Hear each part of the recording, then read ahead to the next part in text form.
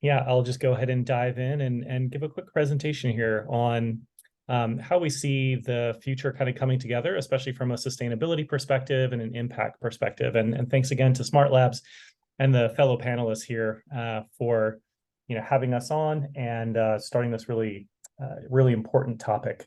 So much appreciated. So why don't we dive right in? I think it's important to think about the future in different ways. It's often hard to find a positive vision of what the future looks like. We see Terminator movies, we see disaster movies, we see dystopian movies about where the world's going. But there's actually a lot of really good things happening. And when we look at more utopian stories, we get some great ideas for how we can leverage technology to make a positive impact on the world. And many of these stories and many of the technologies in our stories have led to some of the technologies that we enjoy today, things like mobile phones, tablet computers, also some medical devices, and even things like non-lethal tasers. So this was actually inspired by Star Trek, which had non-lethal phasers. And I saw the CEO speak one time, and his whole mission was to leverage technology to reduce the amount of killings that were taking place in policing and stopping crimes. So, when we're thinking about technology and how it can impact our world, we need to think about the positive impacts that we can make, often through the positive opportunities there are. And so there's a lot of narratives out there that things are getting worse, but if we take a look back in time, we can see that actually across the board, life is getting much better. And we enjoy living in an era full of much better lifestyles and much better outcomes because of mostly technology and the Industrial Revolution. So things like poverty and child mortality have plummeted, while things like education, literacy, democracy, and vaccination, which didn't even exist 100 years ago, 200 years ago, are widespread now. So a lot of trends, while in flux, and things do get worse sometimes before they get better, things are mainly positive. And so when we think about technology specifically, we just watched a revolution happen over the last decade and a half, and that was the digitization of the world. And so we talked about software eating the world and software eating everything. And I think there are some similar echoes here to what we're seeing with artificial intelligence and with LLMs. So, this is called evolution of the desk. And you can see that all of these analog things like newspapers and bulletin boards and picture sharing and, what people called Rolodexes are now taken up with apps and have moved not only to laptops, but into our phones and into our devices and made life much easier for us. And so I think we're seeing something of similar magnitude happening now. And so when we look at the overall trends, we can think about where we came from and where we are today, and then where this might go, especially in the bigger picture. So, early on in the mid 90s, we had Clippy in Microsoft Word that was basically enabled by help search, and then global information search came along thanks to the internet, and Google has led that for a very long time. And then we had digital assistants like Siri. So Siri is probably the best example of what was a digital assistant enabled by mobile devices and natural language processing. And so I think this is really the shift that we're seeing, is that Siri gave everyone a digital assistant, and now ChatGPT has given everyone a digital intern.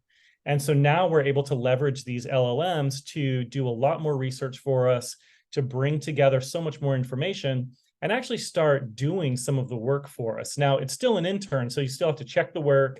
It often has issues or hallucinations, and you've got to, do a lot of quality control. But this is moving in an ever better direction. And so we're getting things like Auto GPT, which will be more like a digital worker than a digital intern, which can now execute. It can figure out what needs to happen and then execute on that.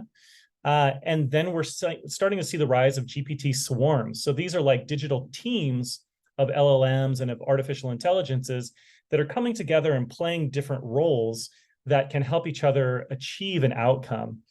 And so with this, once you start pulling these together, we can get distributed autonomous organizations, or even automated organizations, which are enabled by things like smart contracts and the blockchain, which has been out there for a while. And we've been talking about these things, but now with the advent of LLMs, we'll really start to see some traction.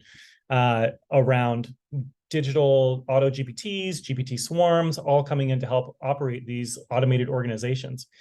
And then as this also gets into the physical world, the world of robotics that are controlled by AI or influenced by AI and able to collaborate with other robotics and collaborate with human beings, we're moving towards even more automated economies. And that has dramatic implications for society in general. We've talked about the automation of work, but also about how much abundance this can bring for us when every worker can now do the work of 10 people. And I'm very optimistic about where this can lead for us, but we need to do it in a way that's sustainable.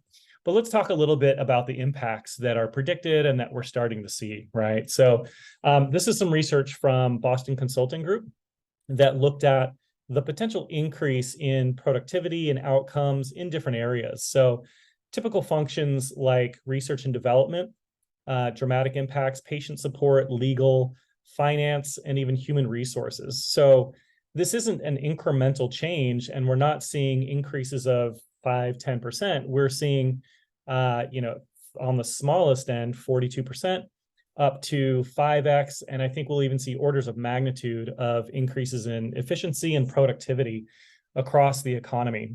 And McKinsey sees it in a similar way, right? But this will really vary by industry. So things like marketing and sales, software engineering are the two that seem to be or will be the most impacted, but it also depends on which industry we're talking about. High tech, of course, will be a huge one, moving into things like banking and education, insurance, other areas of the economy. So when you're looking at what you're designing for, the impact you're looking to have, it not only matters your functionality and the functionality that you're building for with LLMs, but also the industry that you're in. So thinking about how that works.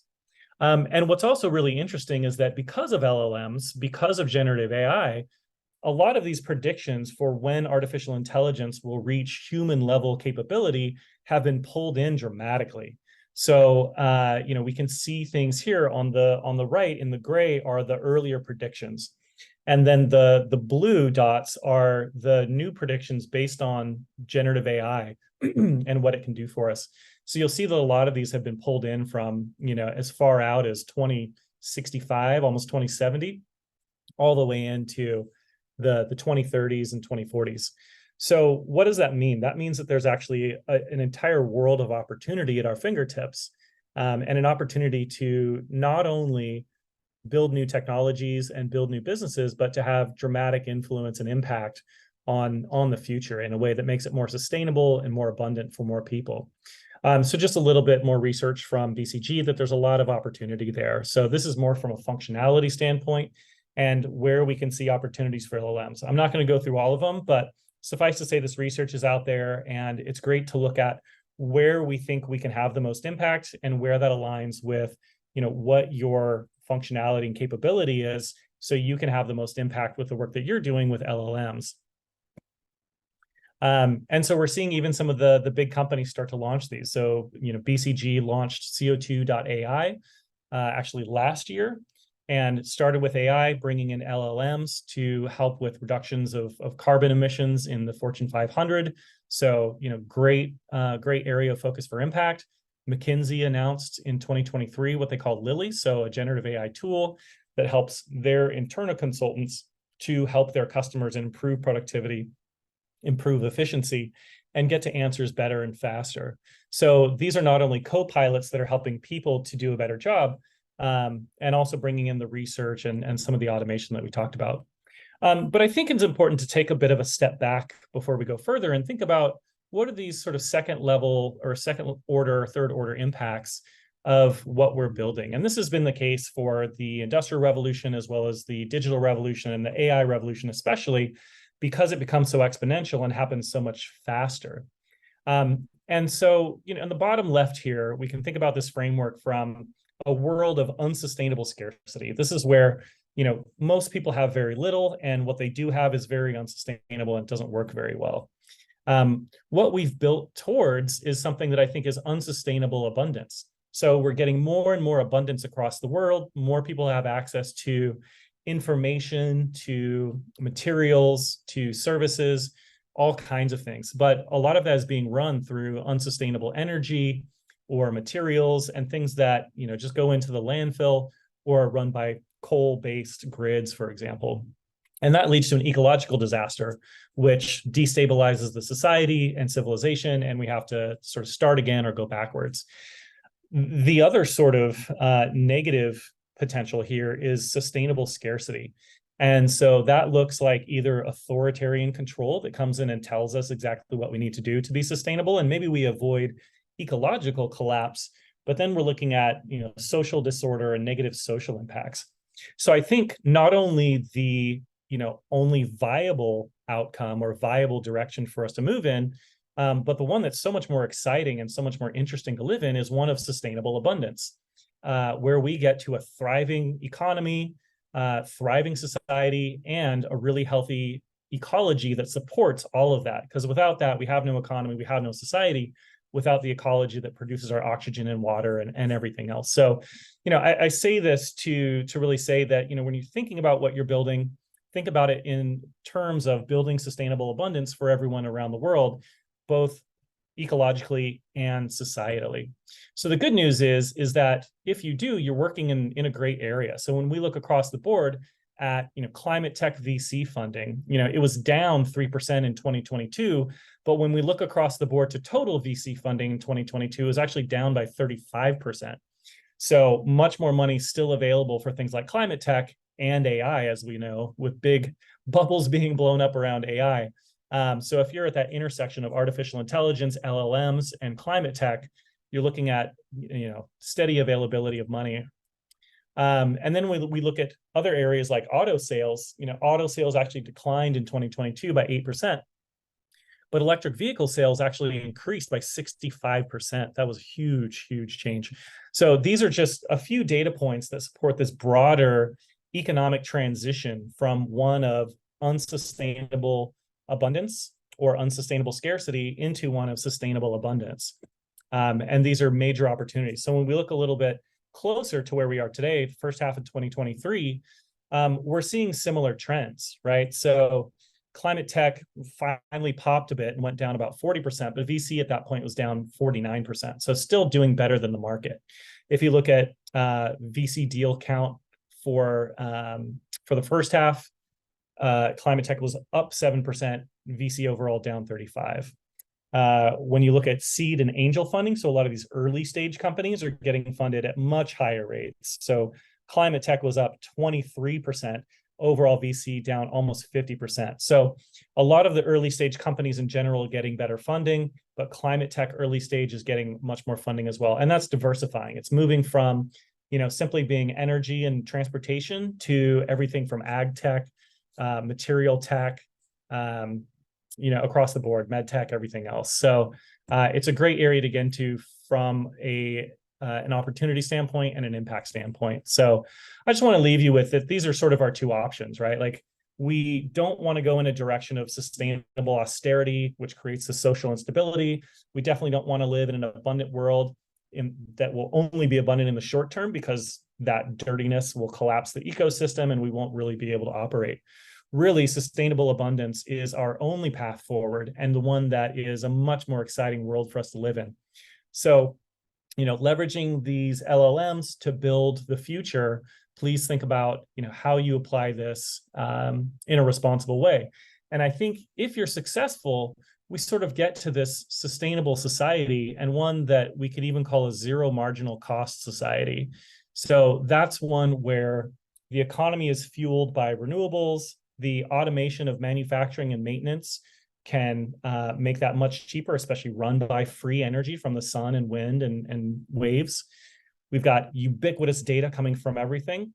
And then that automation through smart contracts, and like we said, the distributed autonomous organizations can help to run and automate that economy much more cheaply. And then through things like the sharing economy and the circular economy, being able to have much higher resource efficiency. So that means that all materials are able to be shared more widely, so we can increase the wealth without increasing the amount of materials that we've taken from the earth. And then also we're able to recycle that and bring that through the system. And then as things shift from physical to digital goods, you're able to provide 1 million people with services for pretty close to the same amount of cost as one person, which is not the case with physical goods whatsoever. Physical goods actually get more expensive as they get distributed more further. So think about this in terms of the digital society, the zero marginal cost society, where we get to one where everything is radically abundant, everything is radically sustainable, and we can live in a very exciting time. So that is, I will end there. And if you're looking for more information, check out my book or get in touch, and I'll pass it along to our next panelist. And thank you for the work that you do.